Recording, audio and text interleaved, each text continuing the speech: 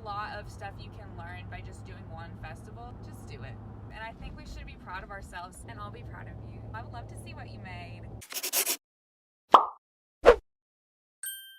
So you're hanging from my rearview mirror, so it might be a little bumpy. So we just finished the fall festival. So I thought I would just share like some of the tips and things that I've learned. I know I've only done 2 fall festivals. I've done a couple like little craft shows at my mom's church. It was a local fall festival, and it was my second one I've ever done, like official fall festival. And it was fun. My parents came up last night to help me. It was a long day. We woke up at 5:30 to get there at 6:15 to unload, and then pretty much from 6:15 until 9:30 we set up, and then the festival started at 10, and then it was pretty much non-stop. So the first thing would be to start as soon as possible, because I am a procrastinator, and I waited not only till the last minute to start making stuff, I pretty much waited till the last minute to pick a fall festival. So the first time I did it, I think I bit the bullet and signed up spontaneously like a month and a half out with nothing. Like no product, no tent, no props, no any, like nothing.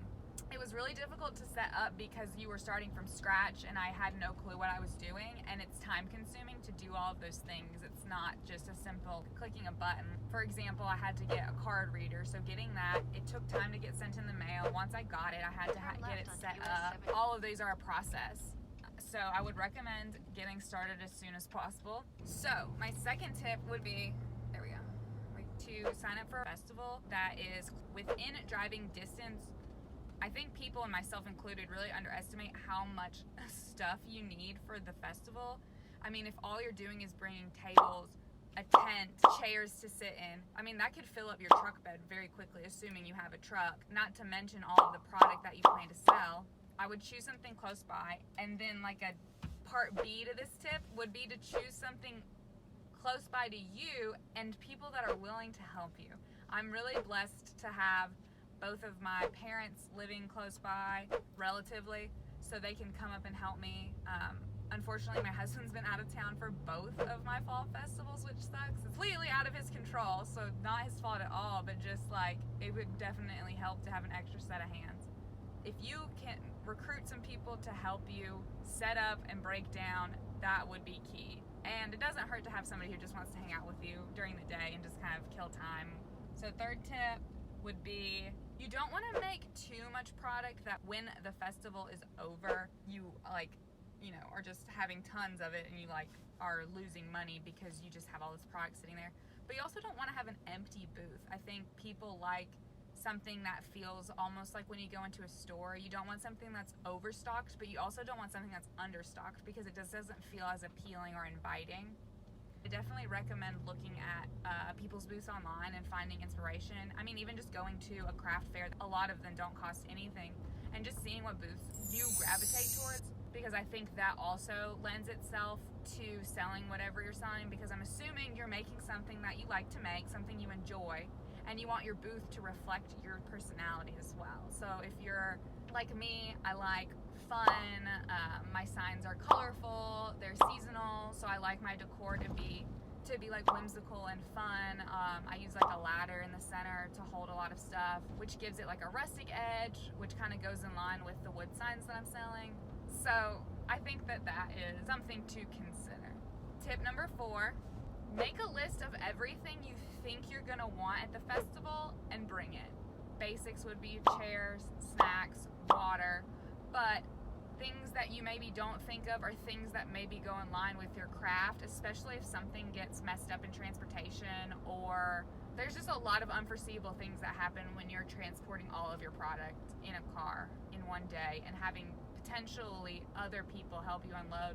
A lot of times people that are volunteering at the festival will help you unload, so you just want to make sure that you can troubleshoot anything that might go wrong.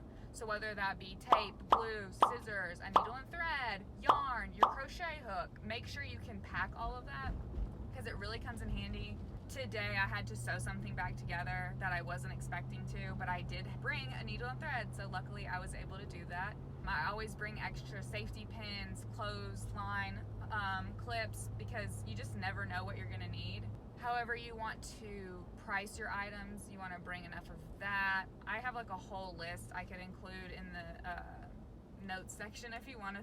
I do a like Google Doc for everything, and I have a Google Doc for fall festivals, so it has like everything that I could ever want. Probably overkill a little bit, but it works out. I've used almost everything that I bring. Tip number 5. So selling. So one of the things that is not natural to me, but kind of has become natural in a lot of the different jobs that I've done, is kind of trying to engage every person that looks at your shop, walks by, whether it's like, good morning, good morning, good morning, good morning, good morning, how are you doing, hi, hope your day's going well. Just like a friendly, like, I'm a real person, this is my booth, and they kind of put a face to the product. If they are engaging with the product, kind of giving them like a mini, not a sales pitch, but just like a, oh yeah, I made that, or oh yeah, that's one of my favorites, or just kind of giving the piece a little bit more personality behind it. And if you can give it a better story, that would be even better. So if you have a piece and you're like, oh yeah, I made that because my grandpa loves this, whatever, loves Santa Claus, so I made that for him, and then other people liked it, so I thought I would make it and put it in my shop. So something like that I think gives people a little bit more of a connection than it just being a product. So tip number 6, kind of in line with engaging with your customers, is don't be afraid to negotiate. I think a lot of times people get set on the price that they think their product is worth, and you obviously don't want to go lower than the cost of making the product. But if you can take a few dollars off, I think it goes a long way, and people are more likely to jump on the bargain. At the end of today, I was selling a sign that was probably 4 feet tall, and it was listed for $40. The girl that was interested in it said she would pay $30, and so I negotiated $35, and she agreed to $35. At the end of the day, I didn't go home with a sign, which in my book is better than going home with a sign that I don't need. Tip number 7, think through what you want to do in terms of payment. My first fall festival, I was lucky. I got a card reader. I will not recommend it. It worked the first time. We'll get to why I won't recommend it. I had a card reader, so I was able to take credit cards, which a lot of people had, and then also cash. So you need a cash bag and then some sort of cash reserve so you can make plenty of change for people, because a lot of people will only have like 20s. You need to be able to break change, obviously. I would also recommend going ahead and downloading a variety of like Cash App, Venmo, Zelle, and going ahead and having not only your account set up, but if you have the ability to print out your QR code and have it available for people to scan. So today my card reader decided it wasn't gonna work, which was great.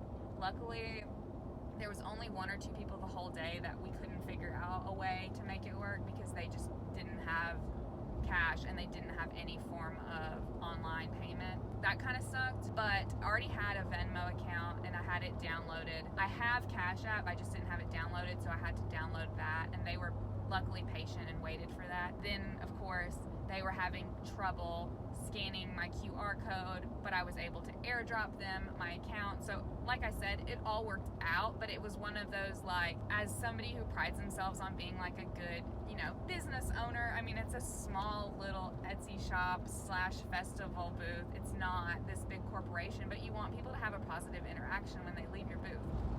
So if you can streamline the checkout process and make it as seamless as possible, you should do that. And also have a calculator.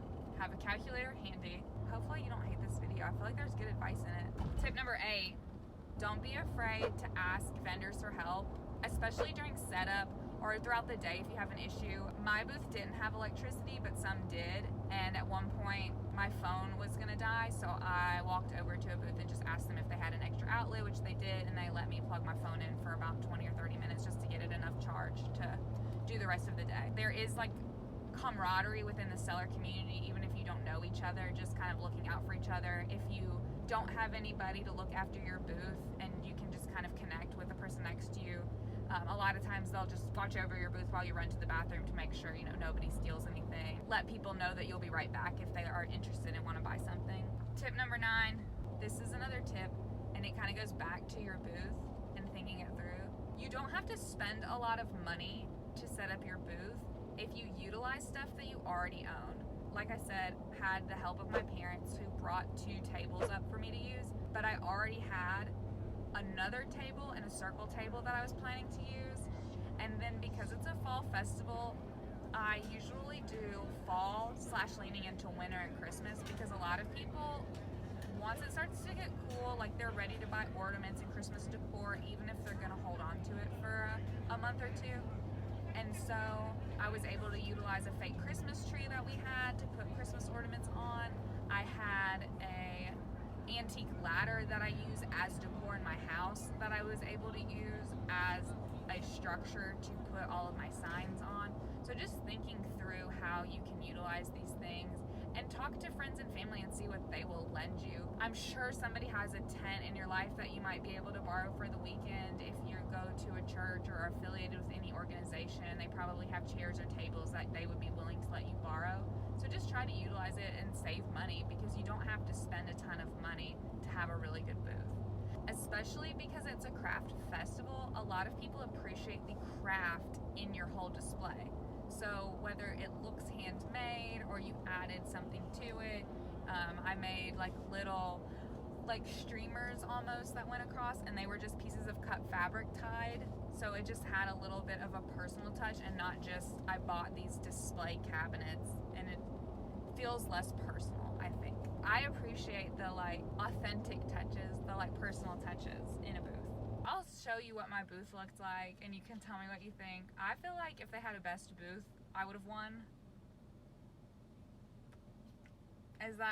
Am I not being humble enough? I'm just saying, I think it was a good booth. My next tip is, I think I'll probably go into it if I talk about my Etsy on here, but last year I decided to start an LLC. I think it was like $75 to start up, which I know isn't feasible for everybody, but I've been on Etsy for 2 years. It makes a small amount of money, definitely enough to cover that charge, and I'm able to write off anything that I do in my business, and this fall festival falls under that. Start an LLC and start separating your business account. You should do that. Disclaimer, I'm not an attorney, I'm not a lawyer, I'm not an accountant. I do not know anything about taxes other than what my accountant tells me I need to do. So please seek professional help for your business finances. This is just my advice. If you have any advice, let me know. What do you think of my booth? Do you like it? Would you buy something, or would you think it's cute? My last little takeaway is to just, if you really feel driven to do it, just do it. I mean, the worst thing is that you spend a little bit of money and it doesn't go well, but I think it gives you real confidence in something, especially if you're wanting to make it and see if people like it. It's probably the best way to get immediate feedback on whether or not people like your product. There's just a lot of stuff you can learn by just doing one festival, and if it's something that you really want to do, just do it. Just do it. I think we put a lot of fear in the unknown, and to do something out of your comfort zone, you're putting yourself out there, you're being vulnerable because it's your art. I mean, you put your time and effort into something that you truly believe in, and I think that's really brave, and I think we should be proud of ourselves, even if it doesn't go well, to do that. And I'll be proud of you. You should tag me. I want to see all of your fall festival booths. I love looking at them, and there's not a lot on the internet, and I think I take pictures of them because I think they're so cute when I go to fall festivals. So I would love to see your fall festival. I would love to see what you made, or your spring festival, whatever festival you want to do. I would love to see it. So anyways, I hope you liked this video. Oh, last tip or tidbit. Even if you don't make any sales at the fall festival, you can really connect with people, especially if you're doing one locally. I always hand out a card. It's not even a card. I printed it on card stock. It's not a business card. I can insert what it looks like, but it is just my handle, and it's the same on my Etsy, my Instagram, and my Pinterest board. So I just tell people, I have an Etsy. If you like something but you're not sure you want to buy it, just follow me. If you want to buy something later, you can DM. If you have done a fall festival before, let me know what it was like for you, and if you have any advice. What would you do differently? Do you have any recommendations for me? So if you liked this video, if you found any of these tips helpful, please feel free to leave comments of anything that you think other people might find helpful. I know I love to crowdsource information, so that's one of my favorite things about YouTube. So I would love for you all to help me, help everyone, and we can create a huge master list of all of the things that you need to do to get to a fall festival. Oh, and that's another tip, or just a confession. When I decide to do something, I overly research it, and I probably read like 100 blogs about starting a fall festival, what you need to know for your fall festival, everything you need for your fall festival, like that sort of stuff. So, is that what this feels like? I hope this was helpful. I think it was. I think it would help me. Maybe I'm making this video for me. You did great. Good job, Sarah. You're so good. People like your signs. Okay. Well, if you like this video, please like it. Give it a thumbs up. Subscribe if you want to see more. And I will see you next time. Okay? Bye. Don't you love Atlanta? Look at this. Yeah. Whenever I turn, it's like we're on a roller coaster together.